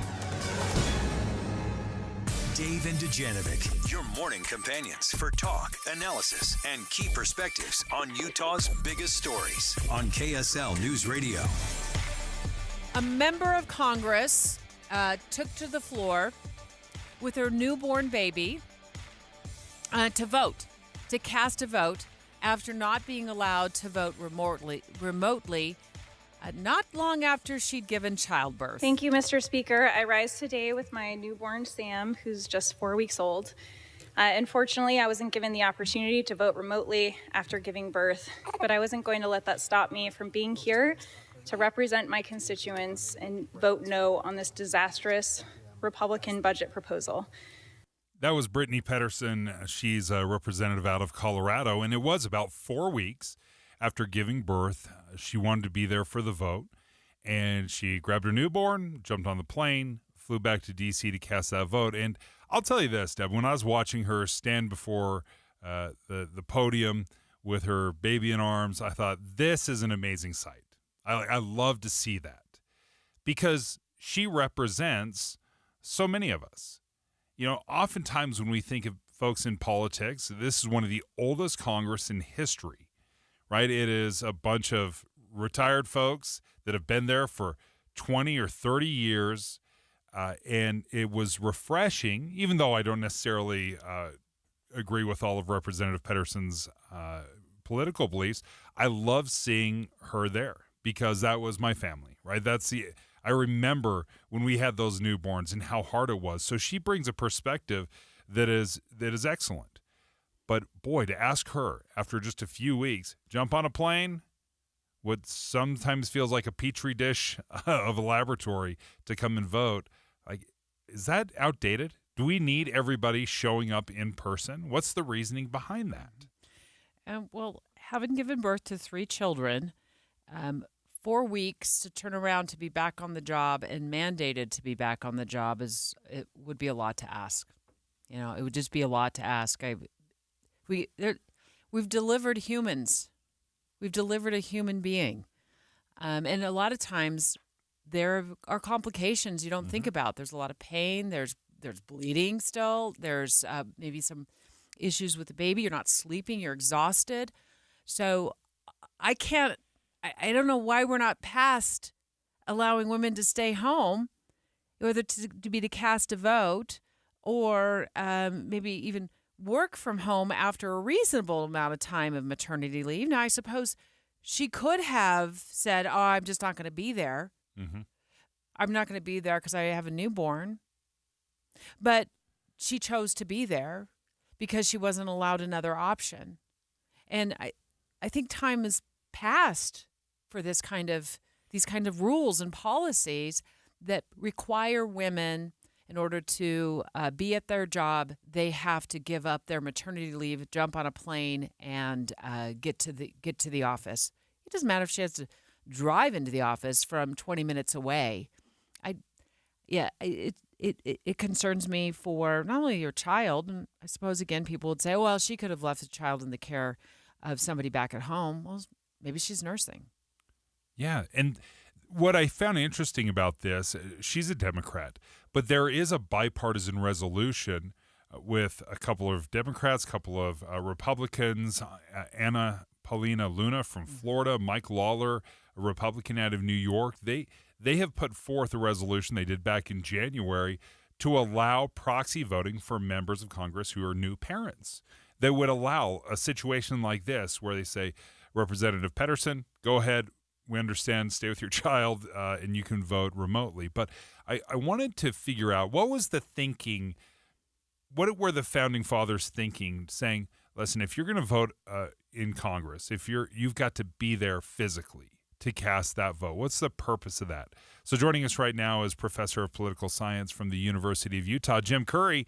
And Professor Curry, give us an idea. What's the reasoning, or what was the best intentions by requiring everyone to show up in person? So there's actually no constitutional or otherwise requirement that members be in Washington and vote in person. The only requirement that's in the Constitution that's relevant here is that you have to have at least a majority of members physically present to conduct any business. Otherwise, you would have like small minorities of members calling the chamber into session and doing what they wanted. But it's more been by tradition and practice that voting has been something that we have this expectation that members are there and they have to be physically present to vote. Interestingly, if this had happened just a couple of years ago, Representative Pedersen would have been able to vote by what's called proxy, because during the COVID pandemic, the House of Representatives enabled members to vote by proxy, which meant they designated another member to vote on their behalf. And so that was done, to minimize travel during the pandemic, to minimize crowding on the House floor when every member otherwise has to show up and cast their votes physically. That rule was taken away in January 23. That was something that some hardliners had pushed Kevin McCarthy to include in the new House rules package that passed that month to get rid of proxy voting. And since then, there's been this back and forth among members who would like to reinstitute proxy voting to some extent, other members who do not want to reinstitute it at all. And so we're sort of back to the status quo, which is really something that's driven out of 19th century thinking, where it would have been hard to do something like this in some sort of remote way.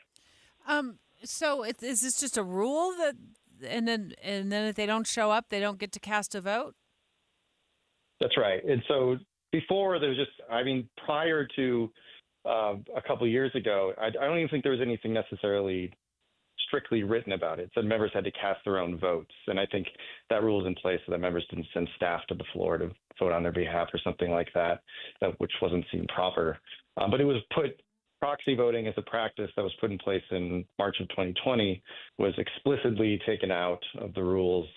And the rules were more explicitly written to say that members had to be physically present to vote starting in January of 23. So it's more of a hard and fast rule, whereas before it was just sort of the way business was done. So I guess the argument for it in my mind would be, the hope would be everybody, and I think this, correct me if I'm wrong, the framers of the Constitution intended that the debate occurs, that everybody's in person, that they're able to go back and forth and negotiate and create relationships instead of turning it completely transactional. If you are in a physical space together, perhaps that forces some interaction, or maybe even fosters some interaction, versus everyone just hanging out and doing whatever they're doing, and then it just becomes very transactional, voting yes or no. That's right. And I think that's the best argument for wanting your members to be in Washington more often than not when they're conducting business. There's plenty of evidence that members have an easier time striking compromises, striking deals, negotiating around things, collaborating around things when they're actually physically with each other than when they're apart. And obviously members can do lots of business when they're apart, but it's easier to do those types of things when they're together. The other issue is that as proxy voting dragged on during the COVID pandemic, what we saw is a lot of members essentially abuse the practice. The idea was this was supposed to be there to keep people safe. This was supposed to be there for if members did get COVID, they didn't feel pressure to come to Washington to cast votes and spread it to their colleagues. But you started to have members just using it as an excuse to stay at home, to campaign, to do other things rather than going to Washington to essentially do their jobs when they could very well have done so. And so you have this reaction of like, well, we need to get rid of this because people are abusing it. I think ultimately what you'd like to see the House of Representatives and maybe even the Senate do is get to a place where they can have a more realistic policy maybe there's more guardrails on it, but allows somebody like Representative Pedersen to keep doing her job in a situation where you probably don't want her traveling across the country with a newborn. But I guess on the flip side, I totally agree with you. And you have situations where Senator Feinstein, who was obviously in poor health and poor mental health, if you are voting remotely, is that truly Senator Feinstein voting, or is that being done by staff members? That was one of the questions I think we'd have. That's right. And so I think you have to be careful in how you construct this policy because it's something that could easily be abused. But, you see the opposite example there with someone like Representative Pedersen, where that's a case where you'd like to have there be some flexibility for some members in those types of situations. Professor Curry, thank you for joining us. Jim Curry is a professor of political science up at the University of Utah.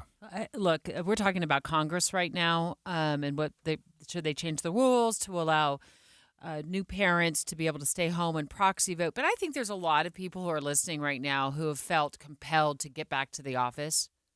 Women who have given birth, who feel like they might lose their job if they don't get right back to the office. Fathers, who want to stay home with their wives or their partners and their newborns, but can't. They've got to get back to the office. 801-575-TALK, 801-575-TALK.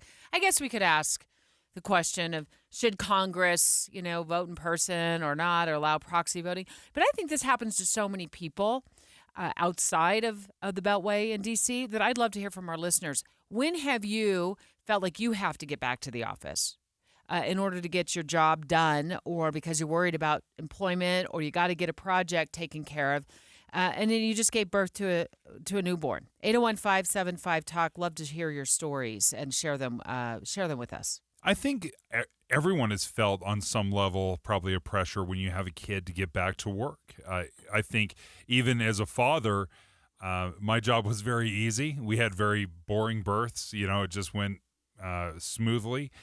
So it was like, hey, there was no complications. Are you coming back on Tuesday? Are you back? It was your wife that had the kid. And I felt that pressure to come back to work. And I'd only take off a few days, maybe a week at most.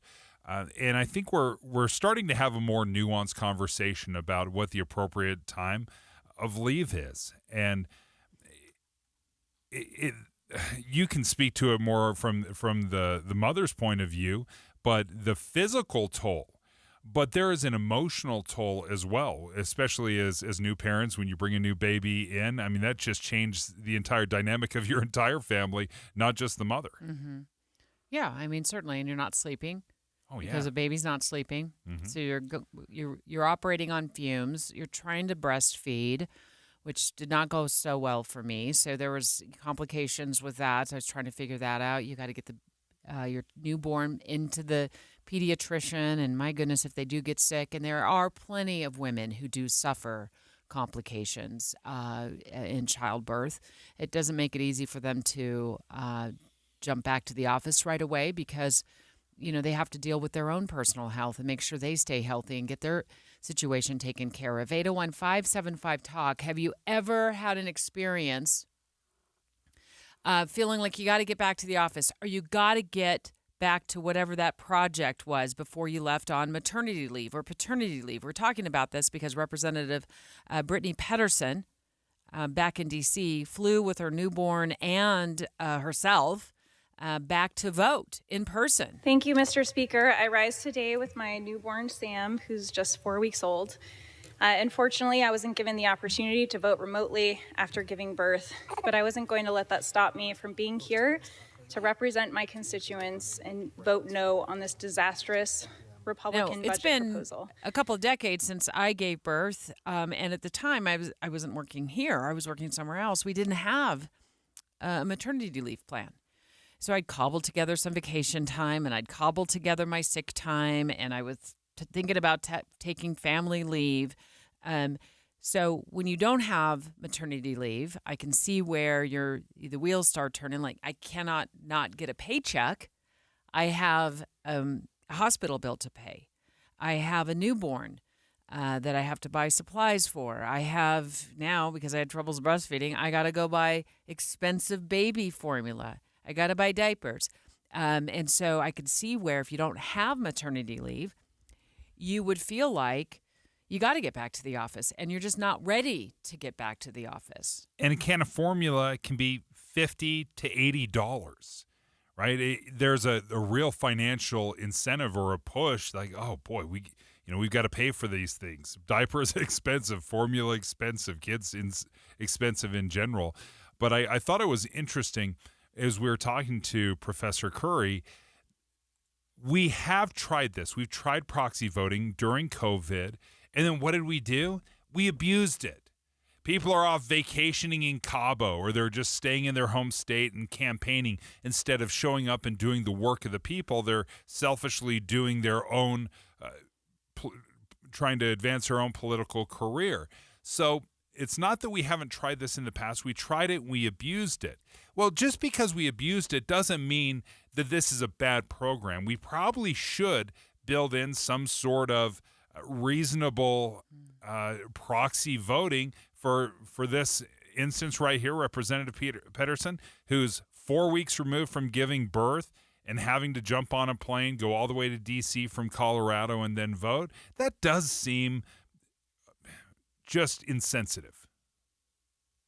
801-575-TALK. Hi, Steve. Hi. Taking your live phone call right now. How are you? I'm doing well. I'm just concerned that this is what these people actually campaign for, is to go back there and represent us, not to have someone else come in and do it. I mean, I'm not that concerned about proxy vote for the simple fact proxy vote probably is actually better for us, because the simple fact that they're voting for what their constituents want, not just what our person that we voted into office wants.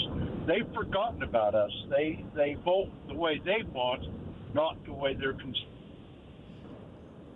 I guess I'm not catching on to the point you're trying to make there, Steve. Do you feel like representatives who just gave birth to a child should be allowed to proxy vote?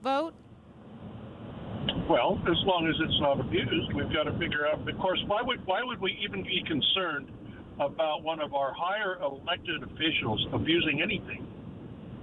I mean, I'm sorry, but we've voted them in because we respect their values and what they represent. I mean, if they can't do this properly and we have to control them like we do school kids to make sure they're doing what they have said that they should do, we've got something wrong going on in our country.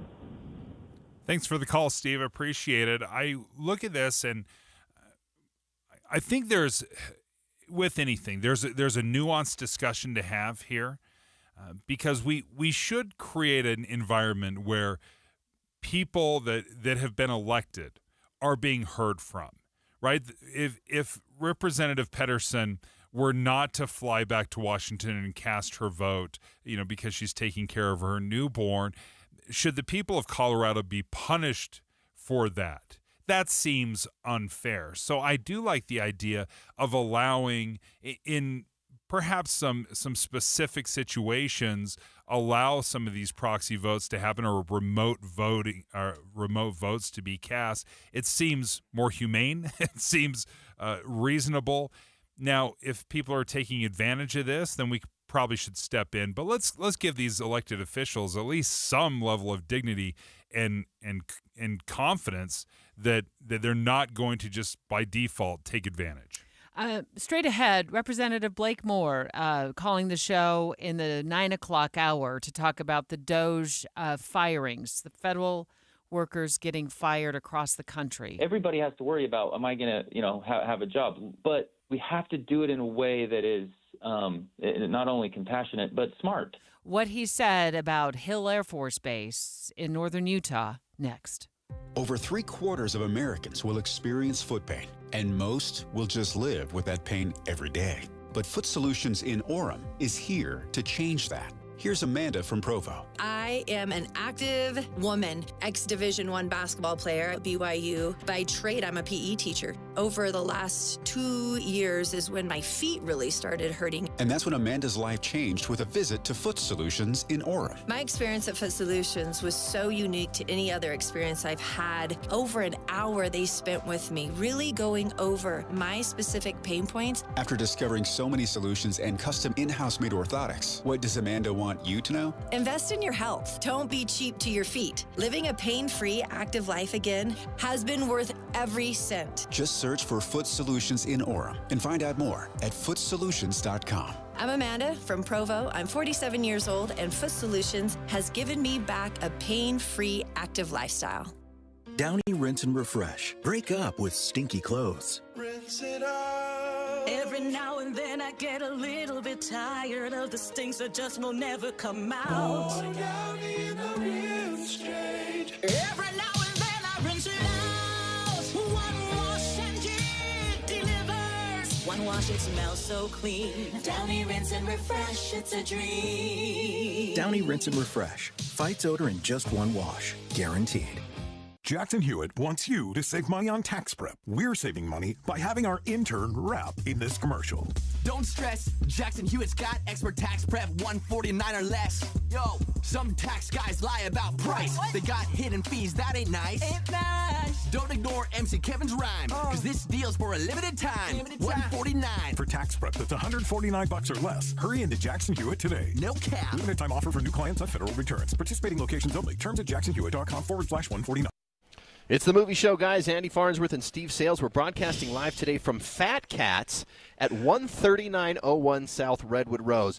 You don't have to memorize that address. Just know it's Redwood and Bangor Highway down in Riverton, Bluffdale, right there. It's the easiest movie theater to get to that I can think. You can come off any freeway, and you'll be here in just seconds. And here's why you need to get here, because holy cow, this place is amazing. We're joined now by Matt Stevens, the VP of Marketing.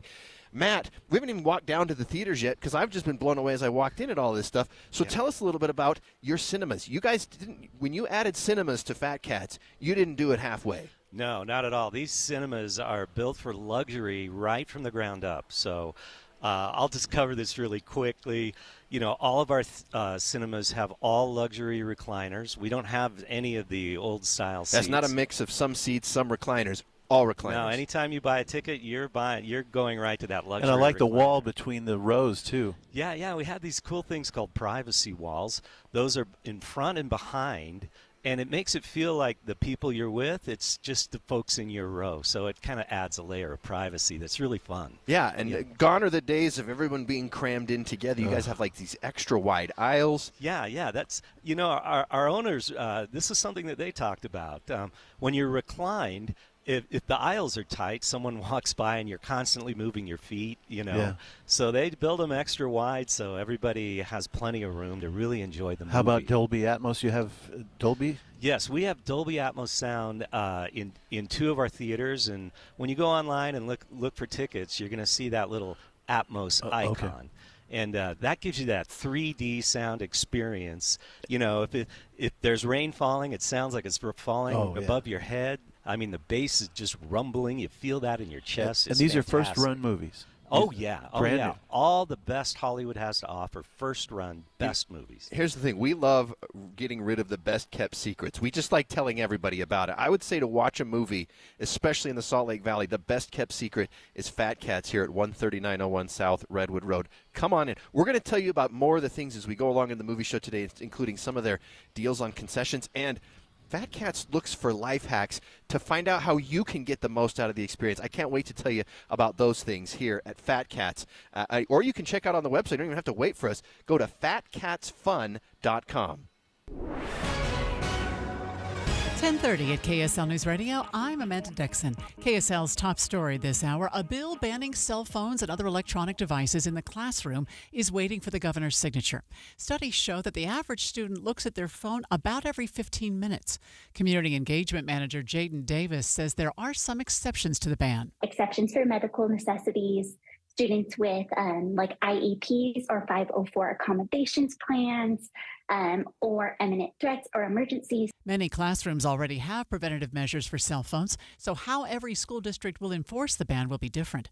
You could potentially pay your taxes in gold if a new bill goes through. Bill sponsor Ken Ivory says in Utah, allowing for taxes to be paid in gold will keep gold mined in Utah in the state. Gold is our number one export as a state by 7 times number 2. It's also our number one import. And this helps us expand our industry and begin to develop an income in gold as a state. Ivory says the overall goals of this bill and others like it are to help the state and county be more self-sufficient with rare and precious metals. Our top national story this hour from ABC News. The Fed's favorite measure of inflation was released this morning. Takeout food and energy and the personal consumption expenditures price index rose 0.3% from December to January. The more reliable January to January figure was up 2.6%. It wasn't a huge increase, and the expectation is that the Fed won't cut interest rates based solely on these numbers. ABC's Jim Ryan reporting. Your money at this moment, the Dow is up 134 at this hour at 43,374. Coming up, nothing but sunshine today. KSL weather is next. KSL News Time, 10:32.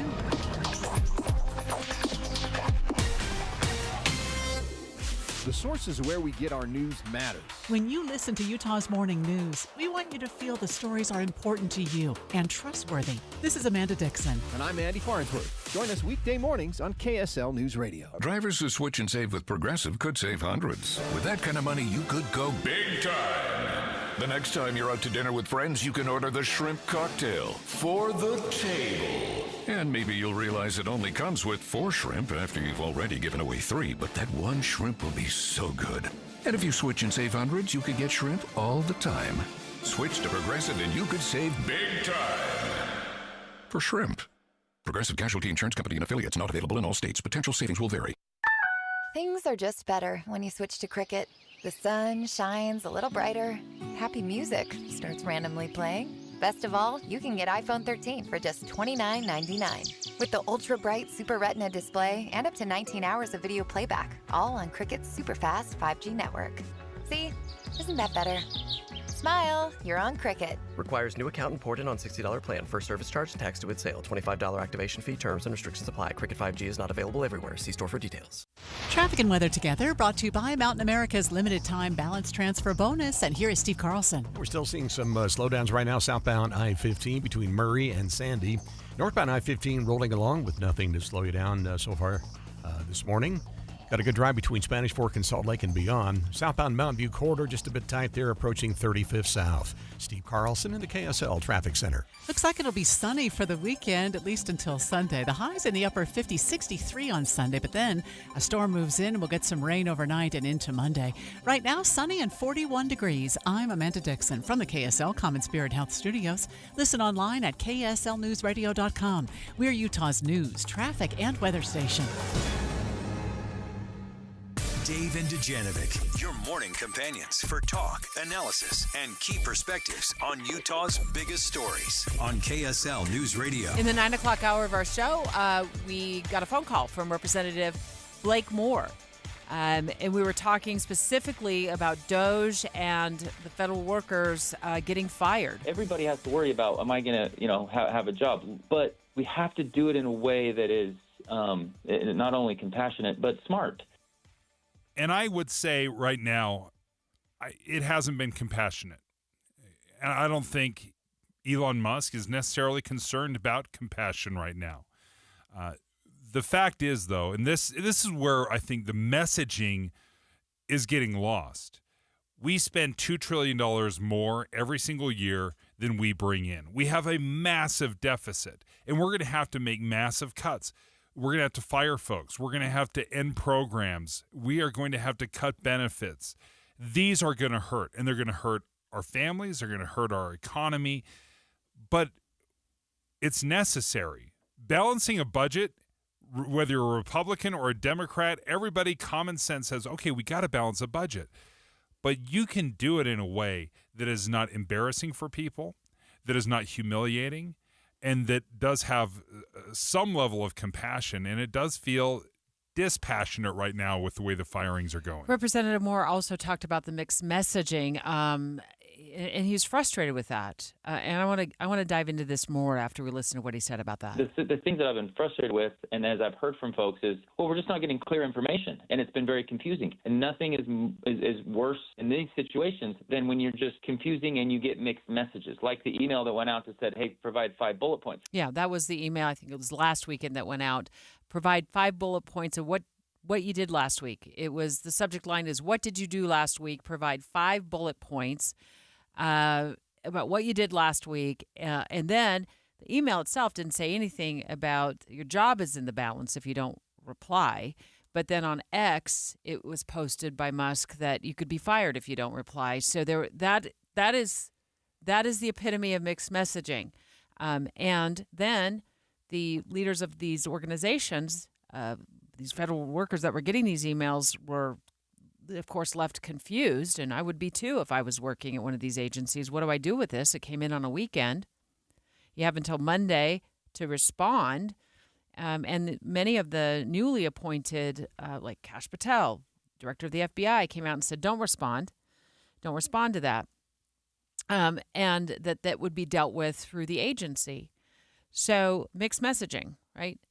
But perhaps Patel had something, what he said was how it should be. It should be perhaps. I think it should be dealt with through the agency. And I think that's also where some of this mixed messaging lies. Like, the agency is going to be able to go through and figure out where the programs need to get cut, if employees need to get cut, Can they afford to fire probationary workers if they have 20% of their staff retiring in the next 6 months because they qualify for retirement?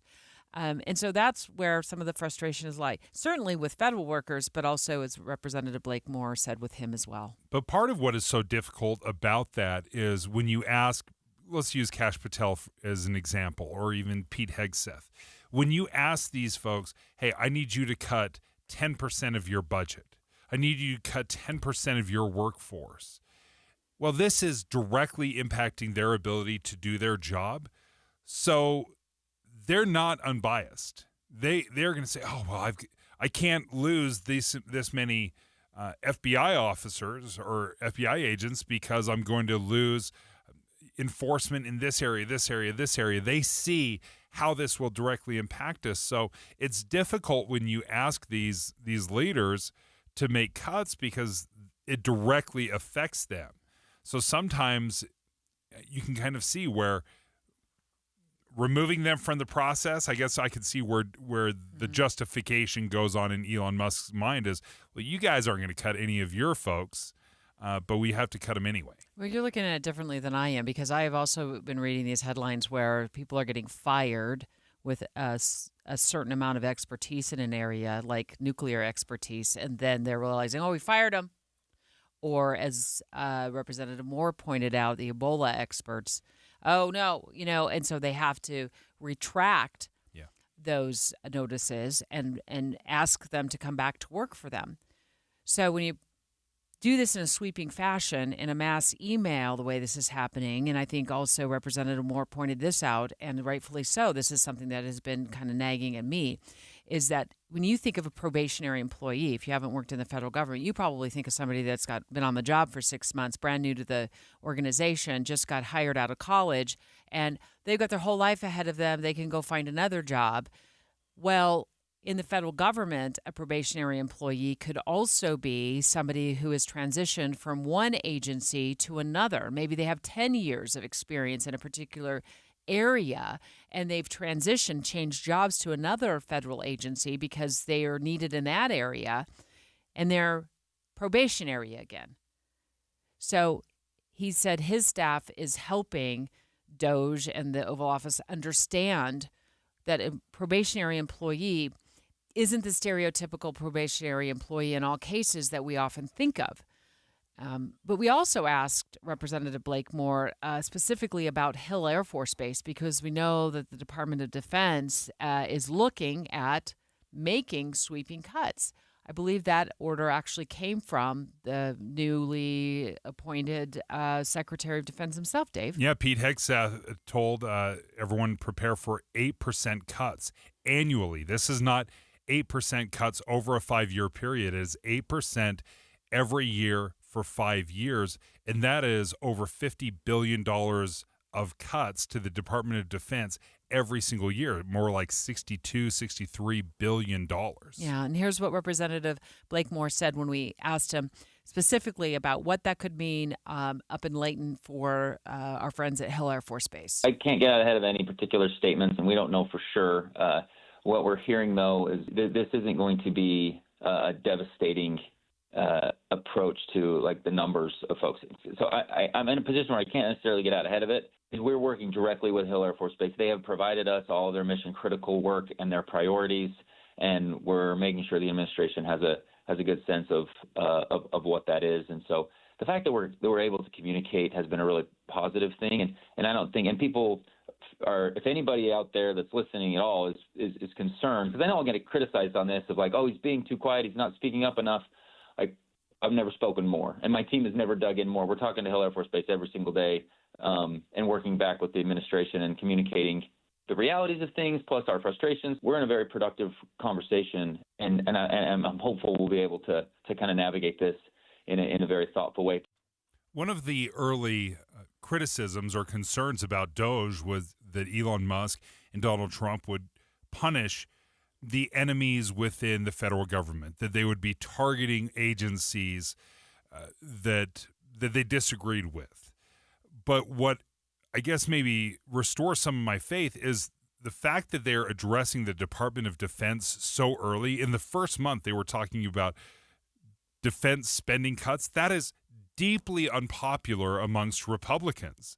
So the fact that they actually are tackling the Department of Defense so early on and looking for sweeping billions of dollars, tens of billions of dollars, hundreds of billions of dollars of cuts makes me feel like this is a genuine move to cut the overall spending, not just cutting the spending of programs that are popular for Democrats. I'm going to get to breaking news right away. We are watching in studio here. The monitors are showing seems like an intense discussion between Ukrainian President Vladimir Zelensky, who is at the White House, and President Trump, and also VP J.D. Vance. Let's listen in.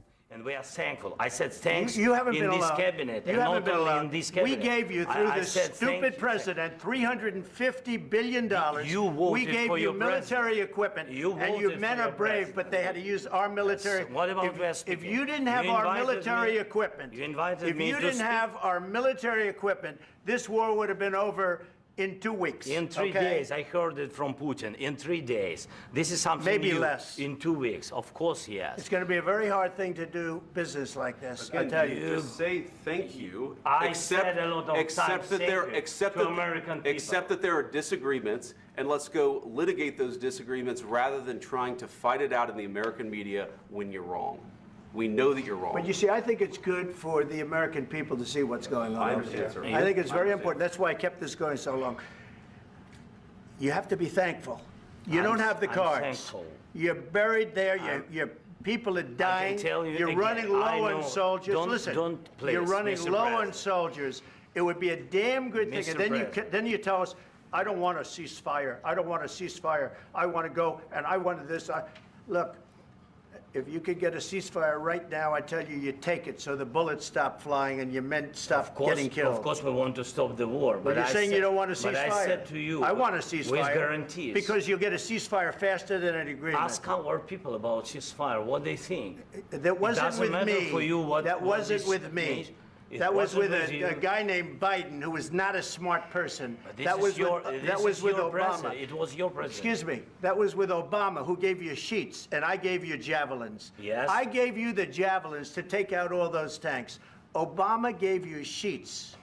In fact, the statement is Obama gave sheets and Trump gave javelins. You got to be more thankful, because let me tell you, you don't have the cards. With us, you have the cards. But without us, you don't have any cards. One more question to Mr. Vice President. I'm sorry, here. It's going to be a tough deal to make, because the attitudes have to change. What if Russia breaks ceasefire? What if Russia breaks peace talks? What do you do then? I understand that it's a heated conversation right now. What are you but saying? She's asking, what if Russia breaks the ceasefire? What if anything? What if a bomb drops on your head right now? Okay? What if they broke it? I don't know. They broke it with Biden because Biden, they didn't respect him. They didn't respect Obama. They respect me. Let me tell you, Putin went through a hell of a lot with me. He went through a phony witch hunt where they used him and Russia.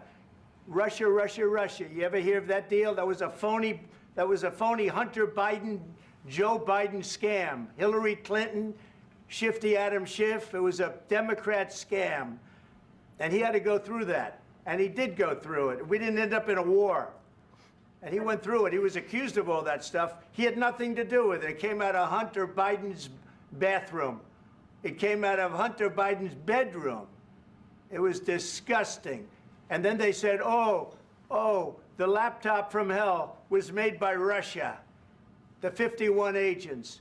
The whole thing was a scam. And he had to put up with that. He was being accused of all that stuff. All I can say is this. He might have broken deals with Obama and Bush, and he might have broken them with Biden. He did, maybe. Maybe he didn't. I don't know what happened. But he didn't break them with me. He wants to make a deal. I don't know if you can make a deal. The problem is I've empowered you to be a tough guy. And I don't think you'd be a tough guy without the United States. And your people are very brave. But you're either going to make a deal or we're out. And if we're out, you'll fight it out. I don't think it's going to be pretty, but you'll fight it out. But you don't have the cards. But once we sign that deal, you're in a much better position. but you're not acting at all thankful. And that's not a nice thing. I'll be honest, that's not a nice thing. All right, I think we've seen enough. What do you think? Huh? This is going to be great television, I will say that. All right, we'll see what we can do about putting it together. Thank you. Guys, let's go. Guys, come on, let's go. We'll see, I don't know. All right, guys, come on. Please, hey, come on. Guys, come on, let's move, please.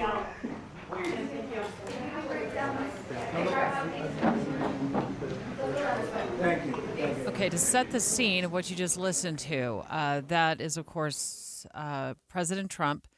Seated next to, on his right, is Vladimir Zelensky, the president of Ukraine, and then just slightly to President Trump's left is Vice President J.D. Vance. And they were meeting with Zelensky at the White House, and it literally devolved into what sounded like a shouting match. Wow. I've never seen anything like this amongst leaders of two nations shouting at each other, speaking over each other. President Zelensky obviously very frustrated with President Trump, and President Trump was clearly very angry, saying that you've got to be more grateful, you've got to be more thankful, make a deal or we're out. You don't have the cards, is what President Trump was saying to Volodymyr Zelensky, and it was a very, very tense discussion between the two, really quite shocking. Well, I want to dip into News Nation's coverage of it. They're speaking live right now to Representative Jim Costa. He's a Democrat out of California, but let's listen to his take on this. Ukraine has done everything they possibly can to express their thankfulness to the American people for our support, not only for the last 3 years of this war, but also prior to that, along with our European allies. And the truth is that we've done about $175 billion of military assistance, in which American companies have benefited from the purchase of those equipment for Ukraine to defend itself, along with economic and humanitarian support. And by the way, the Europeans have done almost as much, $160 billion. Let's have the facts be clear and not mislead people with numbers that aren't accurate. The fact Representative Costa, I apologize for interrupting you again. It sounds like we now have the playback of the full exchange here. So again, I thank you so much for your time. I think we're going to listen in to what happened the entire meeting in the Oval Office. Let's listen. We're going to be inside, and it's a big commitment from the United States, and we appreciate working with you very much. And we will continue to do that. We have had some very good discussions with Russia. I spoke with President Putin, and we're going to try and bring this to a close. It's something that you want and that he wants. We have to negotiate a deal, but we've started the confines of a deal, and I think something can happen. The big thing is the number of soldiers, mostly at this point, but soldiers being killed. You're losing thousands of soldiers. So on both sides, we're losing a lot of soldiers, and we want to see it stop.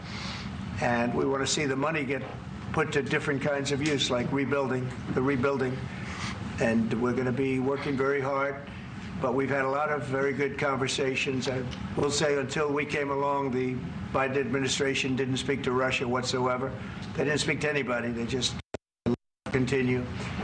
And I will say that, I'll say in front of you, you've heard me say it 1,000 times, if I were president, this war would have never happened. We would have had a deal negotiated for you without having to go through what you've gone through. But your soldiers have been unbelievably brave. We've given them great equipment, but somebody has to use the equipment. They've been unbelievably brave, and we give them great credit. This was supposed to be over very quickly, and here we are 3 years later. So I give tremendous credit to your generals and your soldiers and yourself, in the sense that it's been very hard fighting, very tough fighting. They're great fighters. And you have to be very proud of them from that standpoint. But now we want to get it over with. It's enough, right? We want to get it over with. So It's an honor to have you here. Thank you very much for coming. We're going to sign the agreement at the conference in the East Room in a little while, right after lunch. And we'll be having lunch together. We're also discussing some other things. And we appreciate everybody being here. It's somewhat of an exciting moment, but the really exciting moment is when they stop the shooting or we end up with a deal. And I think we're fairly close to getting that, and an honor to have you. And please, would you like to say something? Yeah, thank you so much, Mr. President. Thank you for the invitation. And really, I hope that this first document will be a first step to real security guarantees for Ukraine, our people, our children. I really count on it. And of course, we count that America will not stop support. Really, for us, it's very important to support and to continue it. I want to discuss it with details further during our conversation, and of course, the infrastructure or security guarantees. Because for today, I understand what Europe is ready to do, and of course, I want to discuss with you what the United States will be ready to do. And I really count on your strong position to stop Putin. And you said that enough with the war. I think that is very important, Ben, to say these words to Putin at the very beginning of war, because he is a killer and terrorist. But I hope that together we can stop him. But for us, it's very important to, to save our country, our values, our freedom and democracy, and of course, no compromises with the killer about our territories, but it will be later. And of course, what I wanted, we spoke about it by phone with you about the drones production. We have very good drones production. I think the best one in the world for today because of the war.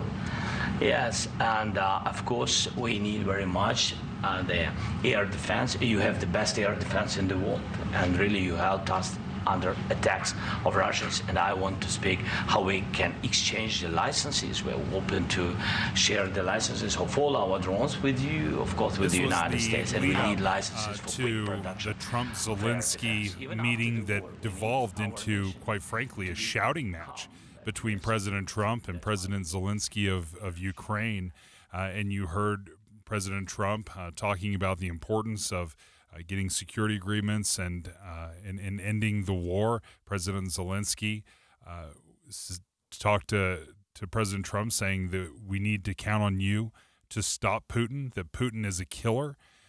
And that was what was said before. And then, we'll learn more from Inside Sources. Inside Sources is tracking this from 1 until 3. About how this meeting went from very cordial back and forth to a quite heated meeting between Ukrainian President Volodymyr Zelensky and President Trump. Life can feel hard or overwhelming sometimes, but you don't have to face things alone. Getting help for yourself or someone you're worried about starts with a call or text to 988, where you always have someone to talk to, someone to help you, and somewhere safe to go. 988 Utah is here for anyone experiencing mental health challenges or emotional distress. 988 Utah can even help you navigate how to support your struggling loved ones. Whether